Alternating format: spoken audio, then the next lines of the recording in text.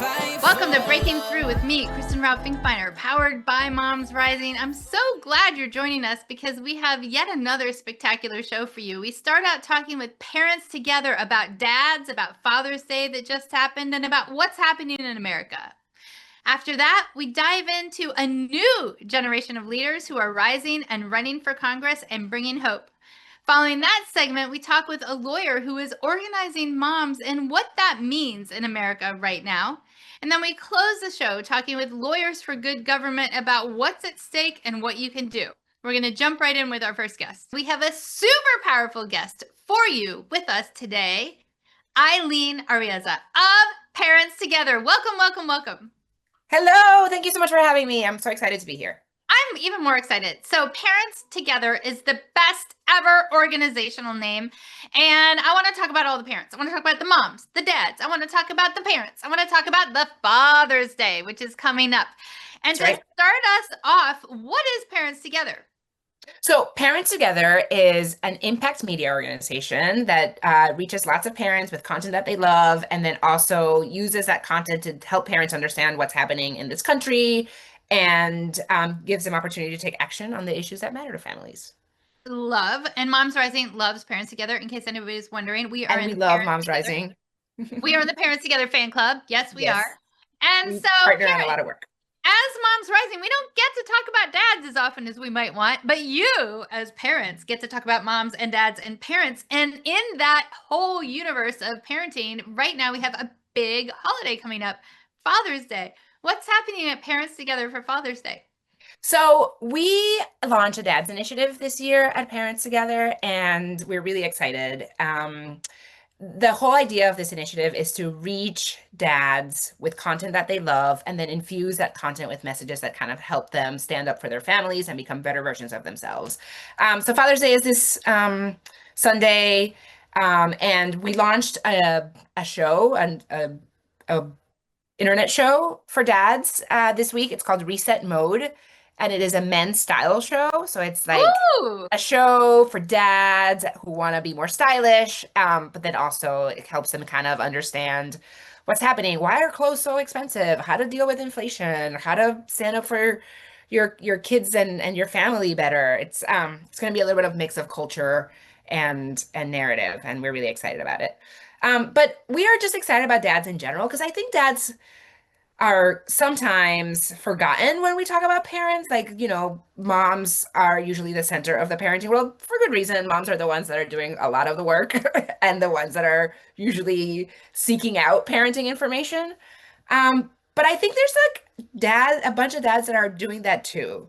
And we have to reach them a little bit different than the way we talk to moms, and we have to talk to them a little bit different. But we did a bunch of research on dads and found that being a dad is such an important part of who they are. And so it's really important to connect with them on that level.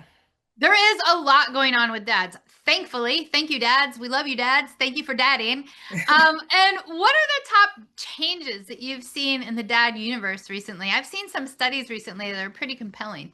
Yeah, so dads are more active than ever. They're doing more caretaking than ever. They are really leaning into like being present in their kids' lives. The research that we did was super interesting. So we interviewed 1,300 dads, and there was an open-ended question that asked, like, I am blank, describe yourself. And Ooh. the number one answer was a man, but the number two answer was a dad. Like for dads, being a dad is like such a big part of their identity, and they want to be seen as dads. But the second thing that I thought was really interesting from that research is that we asked like a forced choice question of dads in that research, and it was like, would you rather be seen as a caring and nurturing provider or as a strong, independent provider?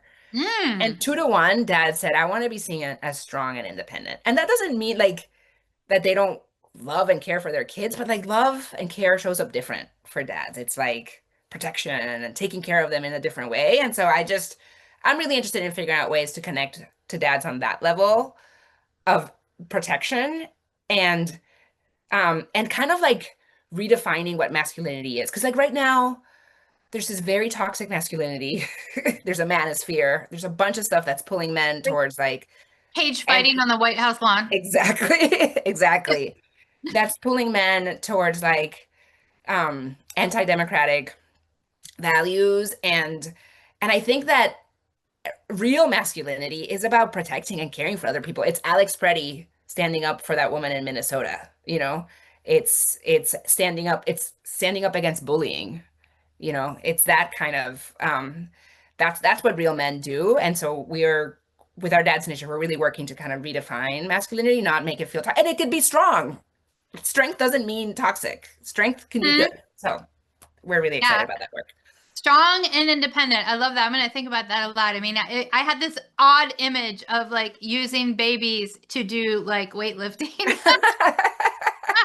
It's super cute. We should have like notice to all dads. I have never built my arm muscles faster than when both my kids were young and I had to carry them both around for a very long time. In the stroller, in the baby carrier. There was Yeah. I saw this this news story about a gym in New York that is like teaching men to safely carry strollers in the subway, like up and Oh, down subway stairs.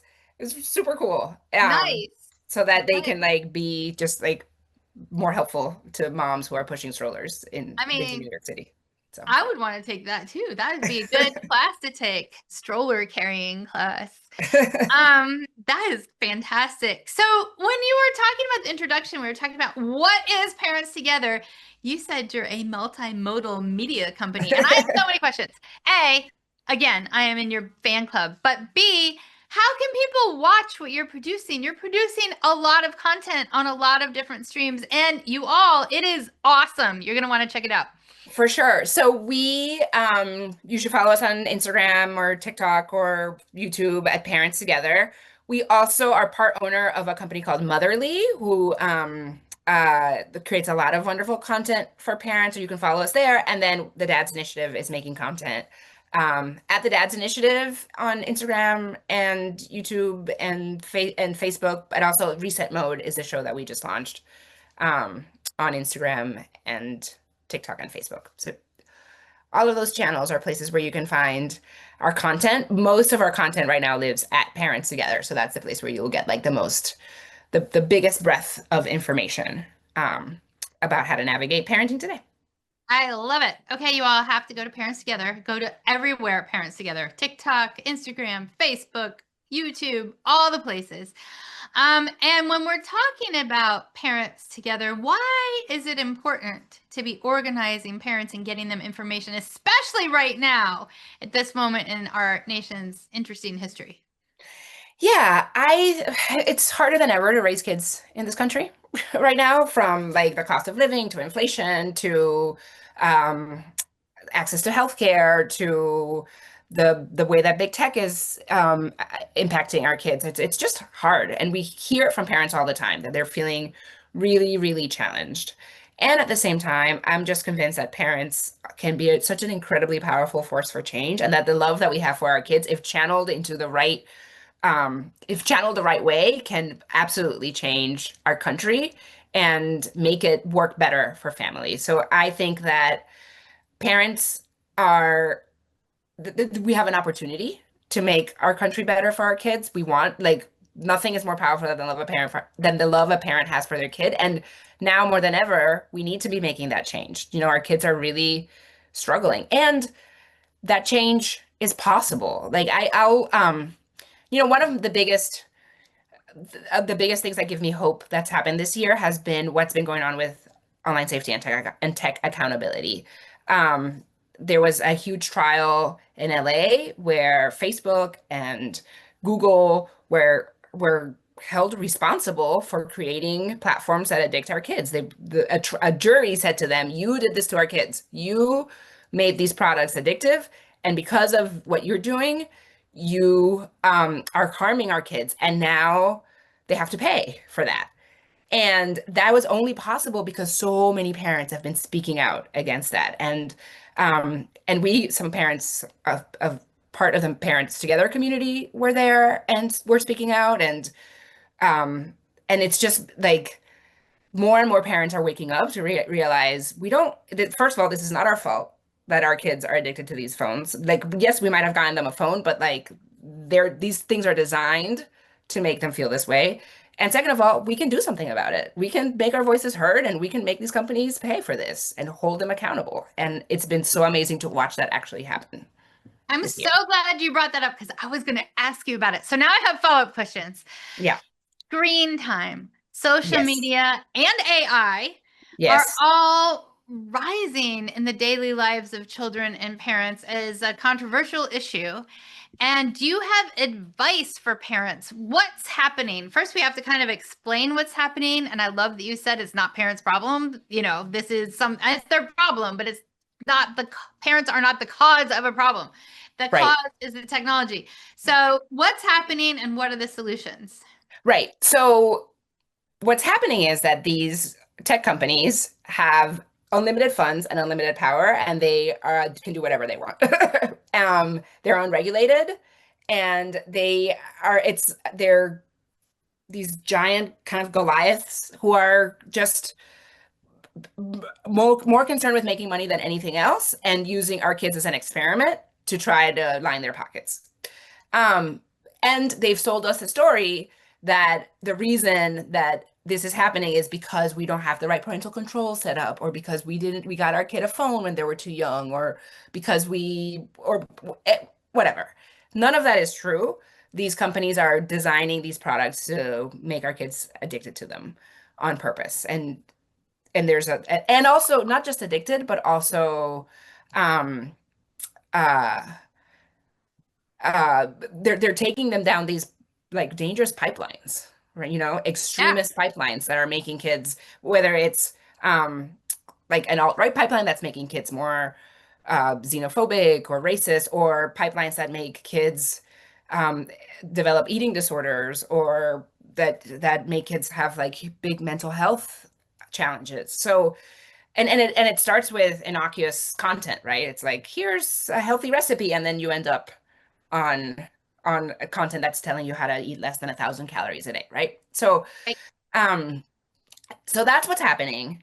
And at the same time, we have seen a real transformation in how parents are recognizing this. Like 5 years ago, when Parents Together started working on, and there's a lot of groups working on this issue in the country, so it's not just us, but when we started working on this, polling was saying that like tech companies had pretty high approval ratings in the 80s. Tech CEOs had high approval ratings, and now all of that has tanked. And I think there's a lot of work that's been done to shift the narrative about what these tech companies are doing, and to change it from it's your fault as a parent or you are responsible for this, to no, big tech needs to be held accountable. And these companies are doing the same thing that tobacco was doing to our kids in the 70s and 80s, right? And so much of this, what's happening with tech is similar to secondhand smoke. Like, even if you don't get your kid a phone, all their friends have phones, they're seeing stuff on other people's phones. So, so I think people are starting to wake up. And now with AI, which is kind of like the new frontier, parents already have this sense of just being more careful about how they are allowing their kids to use this, and also understanding that these companies are out to get them. So, yeah. It's a big area. I'm so glad that you and Parents Together are covering it and are going to keep covering it, because this is an ongoing battle, really. And so thank you so much. And when I say thank you, I also have a question. Yes. How can every single person who's listening in our audience support and be a part of Parents Together? Yeah, so there's a lot of ways to do that. You can go to parentstogether.org, and you can sign up for our newsletter there and get weekly updates about what we're up to and useful information for families. You can follow us on Instagram, follow us on TikTok, follow us on YouTube. We're at Parents Together. I think those are the best ways to get in touch with us. Yeah. Thank you so much. Thank you for being on. Thanks for all you do. We are in your fan club today and always. Eileen with Parents Together. Woo! Thank you for being with us. Thank you, Kristen. It's so good to be with you. Stick around. We'll be right back with our next guest, sharing really hopeful information about a new generation of leaders who are rising and running for Congress. We'll be back in a quick second. I'm so thrilled that you're listening. We have one of my very favorite people coming on to talk about one of my very favorite topics. We have Sandra Goldshine, who is executive director of the Campaign for a Family Friendly Economy. Yes, please. Yes. Sandra, you are talking with a ton of candidates, a ton of people who are running for office in the midterms. And I'm hearing that you're finding that there is a sea change, that there is a generational shift, that we have spectacular leaders rising, and that we should get rid of all cynicism about future leaders, make sure we have a plan to vote, and get these people in office. Is that right? Did I hear correctly? Oh, you heard correctly, 100%. So as you said, I'm the director of the Campaign for a Family-Friendly Economy. And one of the most special parts of my job is that I get to travel around the country and meet candidates who are running for Congress in some of the tightest races across the country. These are races that will decide the outcome. And so they're races that are important just in and of themselves because of how much the electorate flips back and forth for who they're voting each cycle. But that's, one thing. The thing that I am here so excited to talk to you about today is how exciting and invigorating and inspiring meeting these candidates are, and especially the moms. There are so many moms who have stepped forward to continue their lifetime of service to go to Congress if they're elected and start making sure that the issues that moms care about are at the top of the agenda. And they're not just doing it because that's what they hear, what their constituents are telling them, or their future constituents are telling them that are important. Their voters are telling them that that's important. They're doing it because it matters to them personally. And that is what is so exciting to think of, like moms like us in Congress, right? Like prioritizing the issues that we know moms care about. And I'm doing a happy dance. I'm doing 5 happy dances because right now Congress doesn't necessarily reflect or respect who we are as a nation. We have a majority of Republicans in the House and in the Senate. And then, of course, we've got Donald Trump running cage fights on the White House lawn, which is not representing moms or people or families at all. So this is a moment, and I want to talk about that moment before we dive into the individual candidates, because I want our listeners, hello, to hear about some of the superstars, and there are superstars. But this is a moment of opportunity to change the direction of our nation for the better. And a lot of people are seeing the headlines, feeling cynical, don't believe that there's a moment where we can change our country for the better. Can you share the math of what it's going to take to change our country for the better? Because I think our listeners will be surprised about how close we are to big positive change. It is just a few seats, right? Like it's just a few seats in some of these House races that we're going to talk about that will be able to break that Republican trifecta that is delivering cuts to healthcare, cutting SNAP benefits, really attacking Head Start, taking away all the things that folks need to be able to support like a good and thriving life, to be able to take care of their families. And so it's really close. And it's not just in the House, which is, I think, where we're going to spend a lot of our time today, but also the Senate is within reach as well. And we need both of these, both of these houses to flip so that we're able to put a stop to the agenda that's coming out of the Trump administration, which has nothing to do with working families. It just has to do with enriching him and his friends, and really just throwing the rest of us under the bus. And we've got receipts on that, Kristen, which is why when we come into this cycle and my organization knocks on doors and has conversations, there's going to be a really clear contrast between what's been happening in a Republican-led Congress for the last 2 years and what some of these candidates that we're talking to are prioritizing. It is black and white. I mean, it is totally, I agree with you, black and white. We've got President Trump prioritizing ballrooms, and we've got Democrats prioritizing access to emergency rooms. I mean, hello. Exactly. Everybody needs access to emergency rooms. We do not need any more ballrooms. So, when we're talking about candidates, as you're listening, I want everybody to make a plan to vote and also to double check your voter registration. There has been a lot of gerrymandering, there's been a lot of voter suppression already happening. So, double check you're registered to vote and make a plan to vote. And know that when you vote, you are going to be able to vote for inspiring superstar or rock star amazing candidates who are so spectacular. Sandra, what are some of your favorite candidates this cycle? So I have met candidates from across the country. So this is going to be like all different states. I'll start with Rebecca Bennett, who's running in New Jersey. She has two young daughters. She is a former Navy helicopter pilot. And the reason that she went into the military is because she likes to do hard things and she likes to work in teams. Could you think of anything that would prepare you better, right, for Congress? Well, maybe being a mom.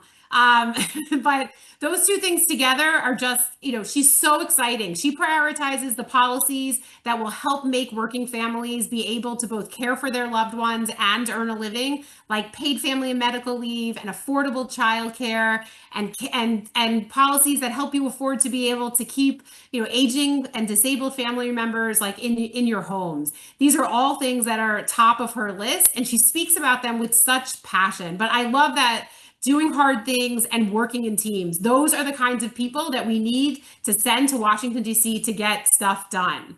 I also, let's jump a little bit into the Midwest and talk about Denise Powell from Nebraska. Denise is a mom of two school-age children, and she comes to running for Congress after founding an organization that helps people decide to run for local office.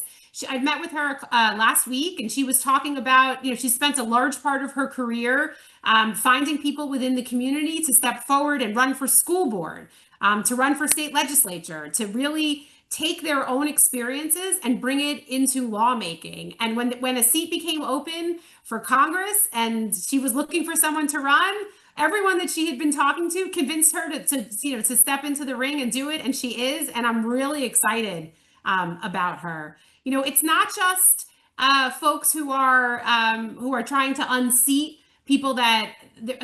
Republicans. There's also a lot of exciting people who are already in Congress that we're trying to reelect and who are really exciting, like Janelle Bynum from Oregon, right? She is currently in Congress. She had a really close race in 2024. She won only by 2 percentage points, which means that it is really tight and every vote matters there. She's a mom of 4. She comes from a restaurant, like a family restaurant business. She was in the State House. And every time I meet and talk to her, I get so excited. She gives me good parenting advice. I will tell you that also. But she also gives us good advice about the policies that can move forward. She is all on board for childcare, right? She is all on board for addressing that really growing super expensive and hard to find help that we all need to be able to go to work and make sure that our kids are being taken care of. So those are just 3 candidates I would start with that I walked out of my meetings with them, and everything that I've read that they've said, just really exciting. We need a generational shift, and these women are going to lead it. I love that. It is so inspiring. And would you say, I think you would, which is why I'm asking, this is a leading question, that no matter where you live, there is somebody likely to be inspiring on your ballot? Oh, absolutely. I don't know. You know what? I do know why. This current administration has just overstepped so much that it is inspiring people up and down the ballot, whether it's for your state legislature, whether it's for your member of Congress, your senator, your governor, your school board, whatever it is, there is somebody who is stepping forward right now because they are fed up and they know that they can do a better job. And these people that I'm meeting, by and large, come from backgrounds that are just like ours, right? These are people who are struggling every day to make ends meet, to figure out how to care for their loved ones, as I said, right, and keep going to work.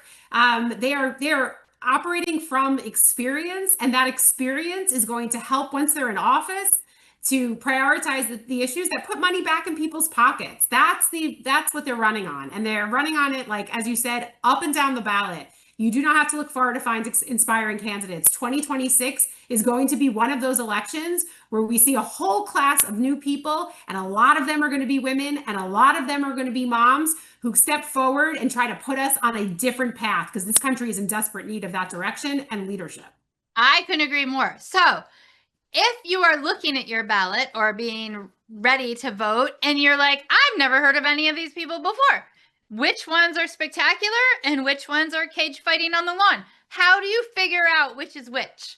Well, there's this great project that Kristen and I both work on together, which is called Care Wins. Kristen, what is the URL for Care Wins? carewins.org? It is carewins.org. I would go to carewins.org. There is a great slate of candidates on there who are prioritizing all of the issues that we've been talking about. Lowering costs of healthcare, paid family and medical leave, affordable childcare, affordable elder care, support, giving families the tools and opportunities that we all need to build a better life. You check out carewins.org and you can see that whole slate of candidates. I think all of the ones that I've talked about are on that list also, as well as so many more from Iowa and Pennsylvania and Arizona and Colorado and Michigan, all over the country. We are seeing really incredible people step up to run for office. And it's really exciting to be able to find ways to support them. It's so true. Okay, speaking of support, how can people get involved and support the campaign for a family-friendly economy, which you so powerfully run? So you can go to familyfriendlyeconomy.org and check out some of the work that we're doing. You can see that part of the work that we do is we're on the ground in states across the country talking to people about the difference between what Republicans said when they were running for office versus what they're actually doing in office. There is daylight there. You can read about the districts that we're in and the conversations that we're having and our plans for the future, which is to run our largest ever midterm program. We're going to talk to as many voters as we possibly can in many of these very close races to make sure that folks understand who has their back and who doesn't, by connecting around these kitchen table economic issues that are atop of all of our minds right now. I love it so much. And we have about a minute and a half left. And I'm wondering, what evidence are you seeing that is giving you hope, even though cynicism is also rising? Oh, I mean, I think one of the things that's, all right, so let's start over.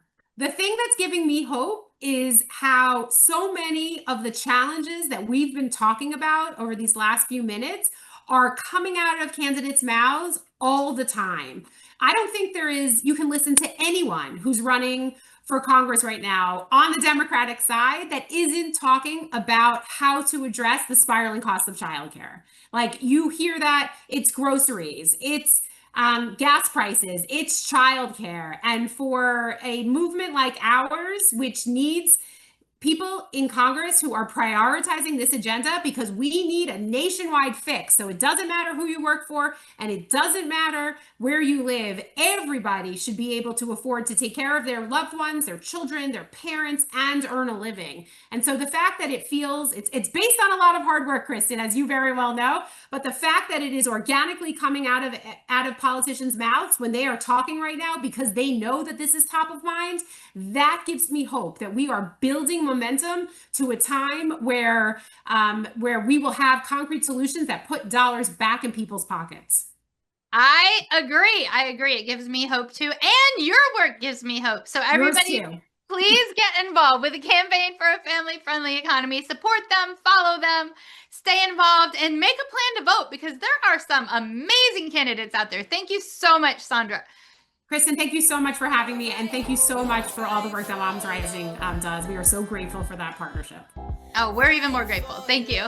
Next up, we have a powerful mom who talks about what's happening in the Beltway and outside the Beltway and what you can do. We'll be back in a moment. Welcome back to Breaking Through with me, Kristen Finkbeiner, powered by Moms Rising. We are joined by a superstar, wonderful, amazing, nation-lifting guest, Natalie Demerjian-Rive. Welcome. Thank you so much, Kristen. It's great to be here with you. I'm so excited. You are a superpowered attorney and organizer, and you have seen some things. You have seen some things in Washington, D.C., you've seen some things with moms across the country, and you have been bringing the voices of moms directly to leaders at the very top in Washington, D.C. to make sure that they know about what our actual priorities are, like childcare and healthcare and paid family medical leave, and really to let people know that cage fighting on the White House lawn is not a priority. And ballrooms. Don't forget ballrooms. Yeah, ballrooms are not a priority. Emergency rooms, yes, a priority. So I'm wondering, what is your takeaway, just even from this last week, about the disconnect between the Republican leadership inside the Beltway and what moms are experiencing across the nation outside the Beltway? That's such a good question. I mean, I think as someone who identified as a Republican in the past, I think something that's really important right now is that the Republican Party inside of the Beltway seems really focused on President Trump. And moms inside the Beltway and outside of the Beltway know something really important, which is the president should not be at the center of our lives. Our families should be at the center of our lives. And I think we're losing sight of that. I think the party is, and I think as a country, we really need to recenter, because whatever party you're a part of, you really need to worry about what's happening inside of the American home. And this is a really hard time for Americans.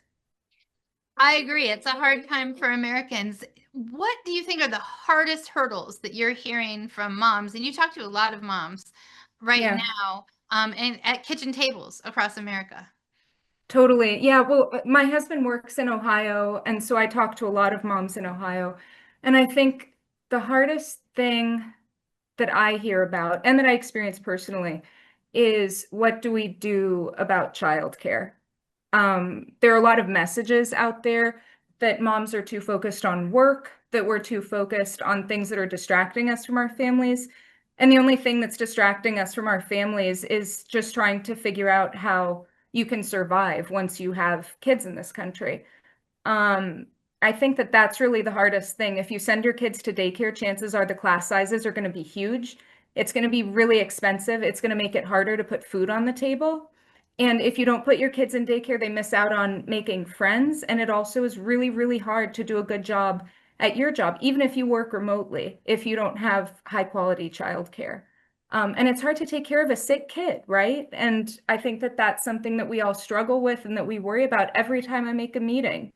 I'm just worried that, what if we all come down with hand, foot, and mouth disease? It's just not a reasonable situation to be in. It's completely unreasonable. I totally agree, to be a parent in America today. And I got to tell you, we do not have to make parenting this hard. 166 countries have some form of guaranteed minimum number of earned sick days, meaning if you get sick or your kid gets sick, you can actually stay home to recover. And in the United States of America, I'm so glad you brought this up. You can hear there's already steam coming out of my ears about this one. In the United States of America, we have so much costs to businesses, to families, and to our economy incurred because of presenteeism, which means that people show up to work and to school when we're sick because we have no other choice. And then we get everybody else sick, and then you have productivity go down. So we absolutely 150% agree. We need earned sick days. The other thing that you mentioned is childcare. Yes, yes, yes. I couldn't agree more.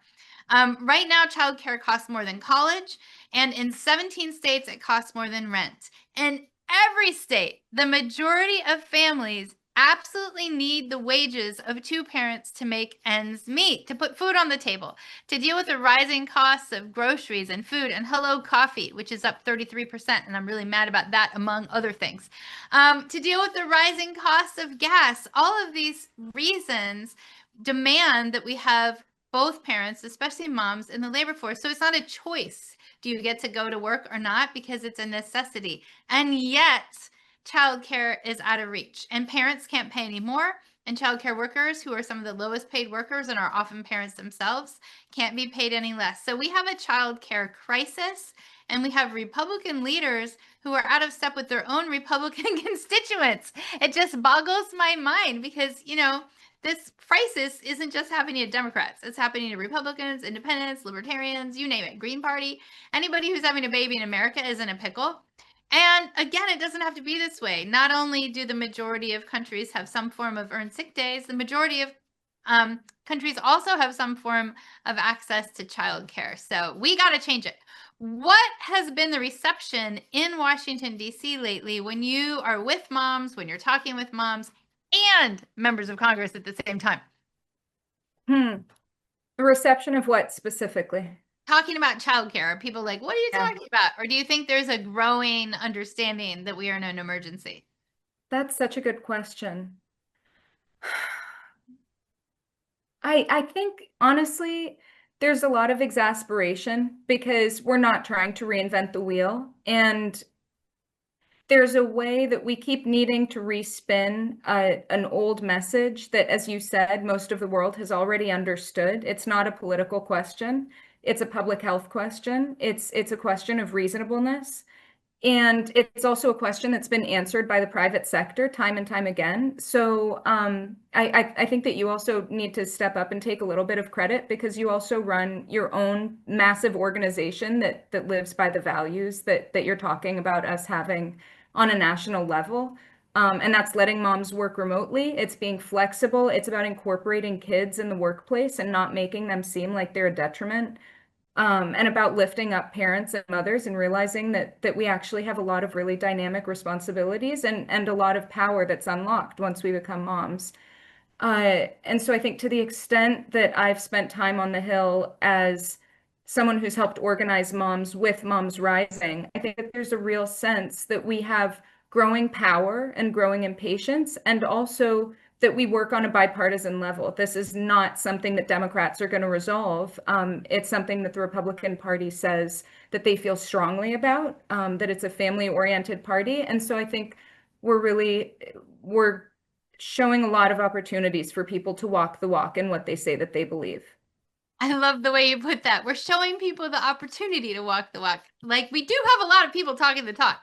Totally. Now we moms are like, hello, please walk the walk. We're here. We're here. We're not a theory. We're not a concept of a plan. We have a plan. It's true. Speaking of that, you talked about your own personal political evolution. What brought you into activism around family economic security issues? Well, so I was trained as a subject matter expert. I was trained at Georgetown Law as a certified expert in health law. And I never thought that I would get political because I don't like politics. I think that politics is usually just kind of a distraction for people who aren't trying to fix problems and are trying to advance their careers to the next step. And when I had my daughter, I ended up at a random Moms Rising event. We had Speaker Pelosi there. And it was just a few blocks from my house, and we met, and you just asked me if I knew some local moms, and I did. And we were all feeling so trapped and nervous at home. There were a bunch of major political changes underway. I had a lot of friends who worked for USAID who had lost their jobs and were suddenly trying to reconcile this new identity of becoming a mother with also being a stay-at-home mom, which they hadn't planned to be, torn away from careers that they loved, and also with a really profound sense of all the families that they would have been helping if they'd been working. And I think it's tough because I realize that a lot of what's happening in our country isn't based on facts anymore. It's based on airtime and shock factor and limited attention spans. And I really liked the idea of just showing up and speaking honestly. And I was really grateful that you gave me that opportunity for Moms Rising. And I was just amazed at how many moms wanted to speak for themselves, because we spend all of our time kind of being shut in, no matter what your education is or what you're doing before you become a mom. And you're just expected to sit at home with your baby and let other people tell you how your life is going to play out. So I think that's really what moved me more towards activism, and also just towards building community, which has always been really important. I am so thankful that I get to work with you and for all you do. I just have to say, ditto. I'm the lucky one. I'm the lucky one that gets to work with you. When you entered into motherhood, what was the most surprising thing politically for you? Because I know for me, like I Yeah. had kind of a solid perspective politically before kids, and then very different perspective after kids. Totally. Oh, I always love talking to you, and I'd like to hear what changed for you. I think for me, I mean, it's hard because I always like to be peppy and to be future focused. But something, it actually hit when I was in labor.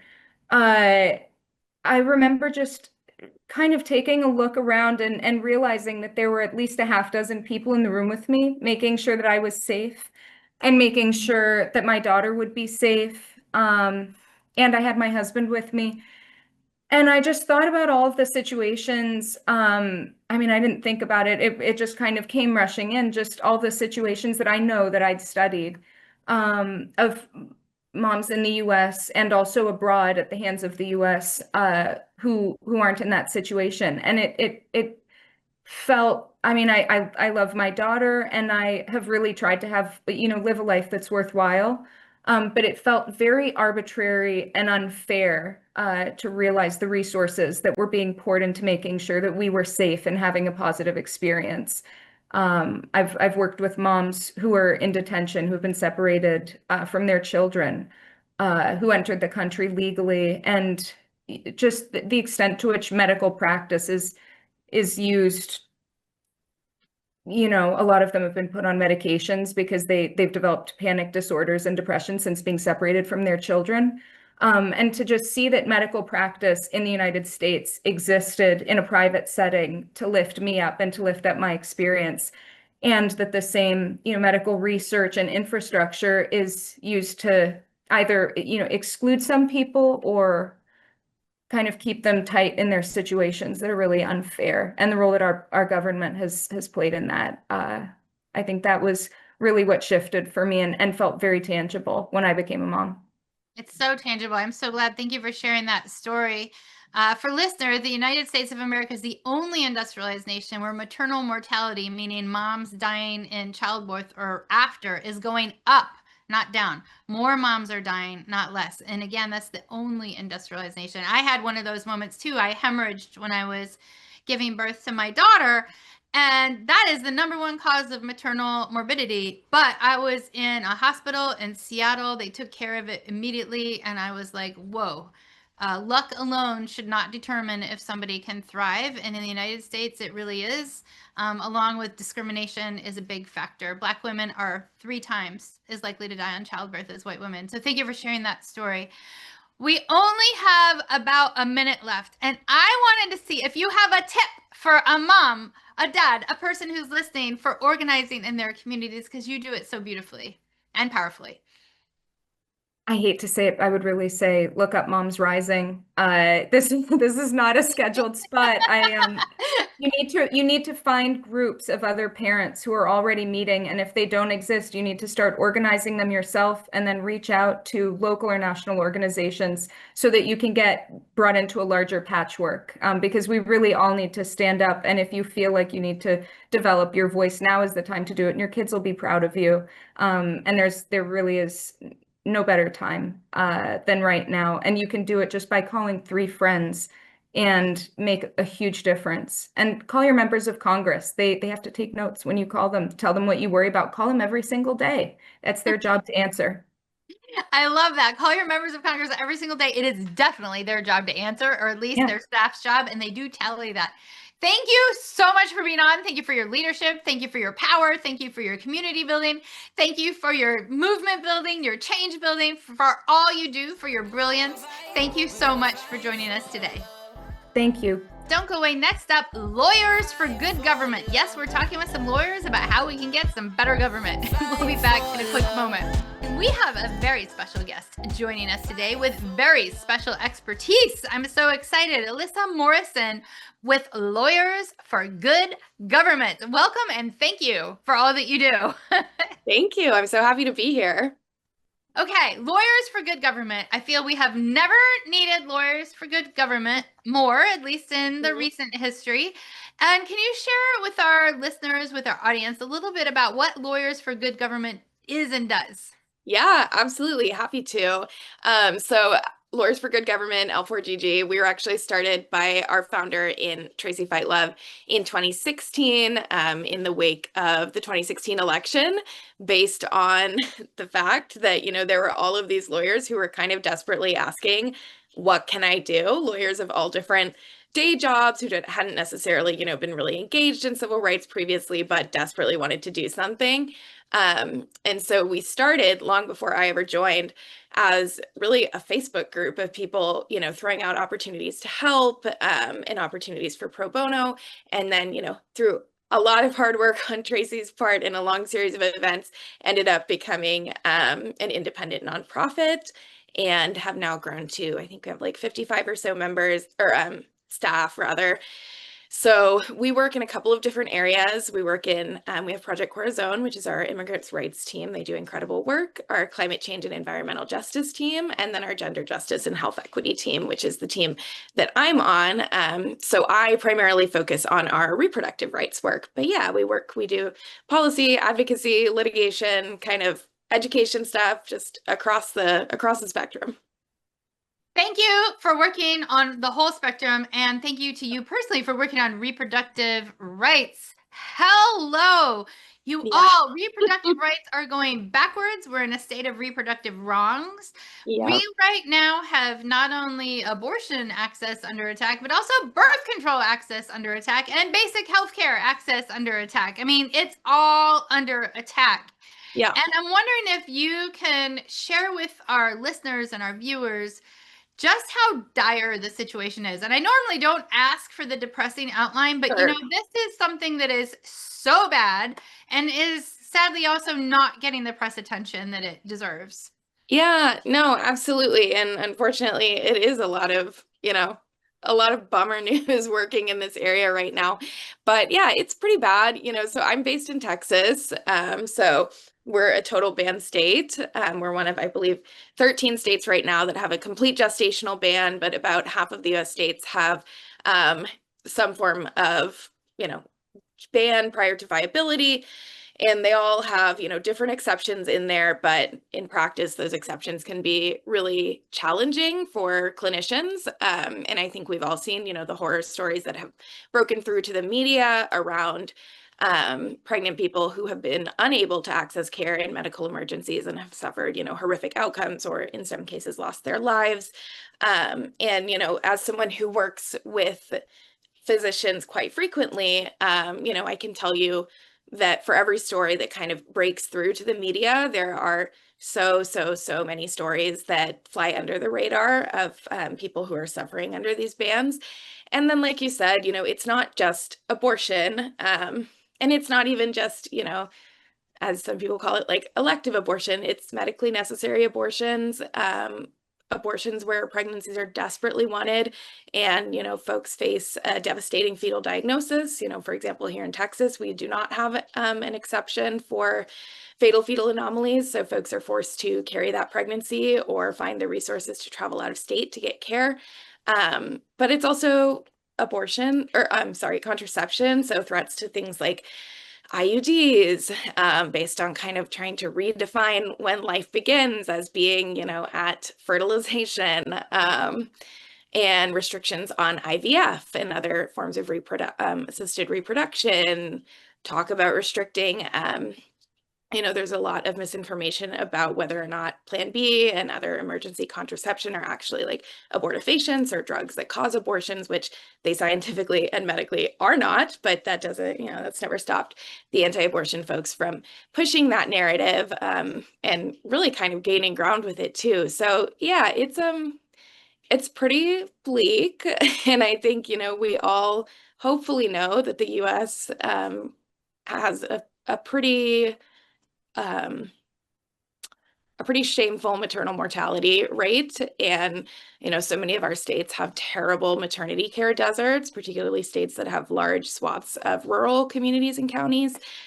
So this is all compounding that. And we're seeing physicians that are operating in states like Texas and others that have total abortion bans opt to move, or med students opt not to matriculate to those states. So it's also creating this kind of downhill spiral where we're already have such a workforce shortage for physicians, and it's just going to get worse and worse in the states that need it most. So that is the bad news. That's a lot of bad news. Yeah, I mean, it's a lot of bad news. in this context, you all, listeners, audience, everybody, just know that the United States of America is the only industrialized nation where more people are dying in childbirth rather than less. And that is in no small part because access to reproductive health care has been eviscerated.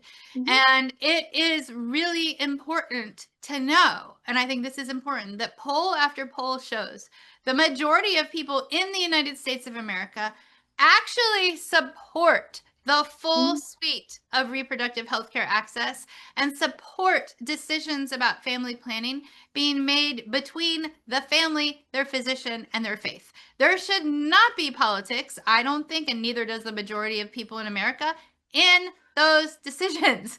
Right. It doesn't belong anywhere. And so sometimes we have just such a loud but powerful minority of people going after our reproductive rights that it could be like, oh, I might be the only one left in America who thinks that we need the full suite of reproductive health care. No, if you think that, you are actually with the majority of people in America. And right. just know we have some really loud, really unfortunately powerful people who are just stripping our rights to bodily autonomy and to being able to decide if, when, and how many children we have on our own. And because of that, we have more people dying in childbirth, more people being lost in the reproductive process, and importantly, we have fewer babies being born. We have some of the lowest birth rate that we've ever had. So it's a really big problem. And I also want to share that people's ideas of who needs access to the full suite of reproductive health care is often also wrong. Moms are the people who have 6 out of 10 abortions. And I have to share so many things. I'm on fire about this. Yeah. Right now, we know that the number one way to make there be less abortions anywhere is access to birth control. And yet, the far right is going after birth control. I'm like, what in the name of hypocrisy is going on? So, what in the name of hypocrisy is going on? Yeah. What's happening? No, I mean, it's a great question. And I mean, the right has been, kind of on this anti-birth control, anti-sex education train for forever, right? Like they're the primary voices pushing for abstinence-only sex ed, which is a obviously horrible way to prevent teen pregnancy. And, we know this from decades and decades and decades of it not working in any way. So yeah, no, there's a ton of hypocrisy in it. And I know, there's even hypocrisy in things like we've seen a lot of criticism from the right about women choosing to have babies later in life, after they've gone to school, after they've established their career, all of this. And yet for years and years and years and years, these same people have been told, like, don't get pregnant young, get your degree, get married, get settled, follow that kind of ABC life path. And then after doing it are now being criticized for having children later in life. So there is, there's hypocrisy all across the board. And I think, so much of it comes down to control. It comes down to controlling people's bodies, and not just in the abortion context, but kind of across, the spectrum. We're seeing all kinds of attacks on the LGBTQ plus community that are rooted in that same desire to control people's bodily autonomy, their personal decision making, and kind of remove it from the individual, from their healthcare provider, and place it into the hands of legislators who have absolutely no idea what they're doing in the context of legislating medicine. So yeah, it's pretty wild. Okay, so what can people do? We only have about 3 minutes and 50 seconds left. And you know what? We need a lot of happenings on this one. What can people do? Sure. Yeah, no, it's a great question, and it's kind of a complicated one. So I'm gonna speed run it. So the first and probably least interesting answer is give to organizations who are doing this work. And I'm not just shilling for my organization, although if you want to, go for it. But there are tons of organizations that are doing this work. And I think really, really importantly, give to your local abortion fund, give to the National Network of Abortion Funds. In the event that medication by mail is through some mechanism or another shot down, those are going to become more critical than ever. I think also, volunteering in whatever capacity feels right for you, feels joyful for you. There is unending need for it, look up the organizations in your area or organizations that have virtual opportunities and go for it. And then I think another huge one, because you were saying, the majority of people do support reproductive freedom, and that is absolutely true. But people don't want to talk about it in their communities. And so I think, getting loud in your own community, whether that's your family, your friend group, your church community, your whatever it is that you do, and fighting disinformation with real accurate facts and science that we know to be true is so important, especially as we are coming up on a really, really important election this November. Yes, 100%. So how can they find Lawyers for Good Government? Yeah, so you can find us at l4gg.org. We're also on Blue Sky, although I'm blanking on our handle at this time. But the primary way is through our website. And then anyone who has specific questions can feel free to reach out to me directly. And here is the important closing question. Ooh, I always like to ask this one. We talked about some very depressing stats. Sure. Very depressing environment that's happening right now. What's giving you hope and keeping you going? Oh, I love that question. Okay. What is giving me hope and keeping me going is honestly, and this is a cliche answer, but it's true, the other folks who are in this fight, because there are so many folks who are unbelievably passionate and unbelievably smart and strategic. And it is just a real balm for the soul to get to be in the rooms with those people and hear how many people are really thinking in such smart, strategic, proactive ways about how we can protect these rights and what lessons we can learn to make sure that they, that they're enduring. Yeah. I mean, I also get hope from all the other people that are in this fight, all the people who are bravely sharing their stories and speaking out and, just keeping persisting with change and righting our ship of a country, which is definitely kind of sinking. Mm-hmm. And, just not giving up on democracy or on bodily autonomy. Hello. And also what gives me, I don't know what you call it, spark, is that my grandma, I've told this story a couple of times, right before she passed away, about a month or two before she passed away, 9 days shy of her 106th birthday, called me up and was like, hello, I would like you to know that I have seen some things, and I have seen us get more reproductive rights, and I see what's happening with us getting less reproductive rights. And she was like, please keep fighting, because I do not want my great-great-granddaughters having fewer rights than I had. And I'm like, yes, we want to have more rights over generations, not less. Absolutely. And so that brings me fire. Like, my daughter and my daughter's daughters and their daughters' daughters should definitely not have less rights than my grandmother. So absolutely, that keeps me going too. Thank you so much for being on. I hope everybody joins, supports, follows Lawyers for Good Government. Thank you so much, Alyssa. Thank you. Thank you for having me. Thank you so much. Thank you. Well, that's it for our show today. Thanks so much for tuning in as we tackle the top topics facing our nation in a way that requires the most boring disclaimer in the history of the planet Earth. Here goes. Views expressed on this show are those of the individual speakers and should not be attributed to Moms Rising, to this station, or to any news or social media service that may disseminate a recording of this show to the public or to any segment of the public. Boom! We'll catch you next week.